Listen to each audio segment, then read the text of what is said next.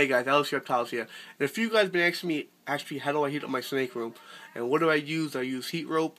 Do I use heat tape? Do I use a heater in the room? What do I use? This video is going to talk about what I use. Hey guys, okay, what I usually do to keep my room heated, it's very simple. This is actually a small closet, probably about 5x5, well, maybe 5x2 actually. I can fit about just pretty much only this, one rack on this side and one rack on this side. So it kind of has a lot of density in here, so it kind of keeps it pretty tight, not a lot of room, not a lot of airspace. As you can see, there's no open drafts up here, there's no open holes, there's no windows, there's no gaps. Again, over here, you know, the racks are all very close. This is a very small room. I actually had Drew the Entertainer come over, and he's actually pretty surprised about how small this closet really is. It's a small closet, so it really helps out a lot in actually having just the heat from the heat tape alone to keep it all nice and warm. When you have two of these heat racks staying at 92 degrees and 92 degrees, the room is actually staying warm. Again, you do have your winters. And what I usually do in my winters is I have this light in here. This light stays in here 24/7. It's actually on a timer. It's actually on my Bose timer, my Bose heat pad.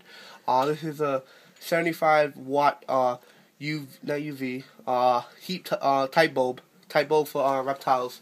So I just keep this in just to keep the ambient temperature at a constant either 78 degrees or 83 degrees.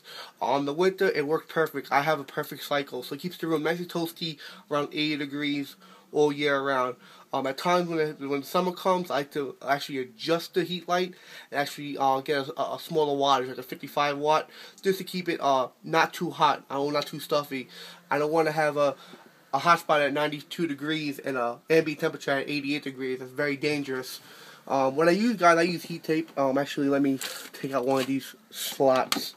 I don't feel like going too high up. This is the heat tape, 3-inch. I don't use 11-inch. I know a few people ask me what I use. I use 3-inch. 4-inch is very reasonable as well. I don't use heat rope at all. The heat cable, not heat rope, heat cable. I don't use that. Actually, very interested in trying it, but maybe that's for a colubid rack or whatnot. So I use the 3-inch. 4-inch again is very it worked the same. Just actually have an extra inch. When I use to heat them up on the Herstats and on the Helixes, I'm not going to say which one is better because I like them both. They both work really, really great, and they keep the room at a nice toasty 78 degrees, as you can see over here. And you can see it's at 82. This is for my breeding. So the racks keep it really, really nice. And again, there's a lot of stuff in this room. So the more stuff in this room, that's going to keep it a lot warmer. I have supplies, bedding on the floor. These things have body temperature, so it keeps it nice and warm as well.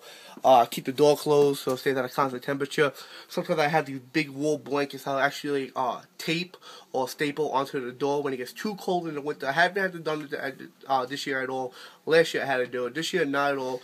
There's no insulation on any of the doors, not the outside door or the inside of the door. There's actually no insulation around the whole room neither. So it's pretty much just getting heated up by the heat tape, the rack, the small, I guess you could say, closet space, and the heat bulb. So this is how I heat up my closet. Have a good one, guys. Bye.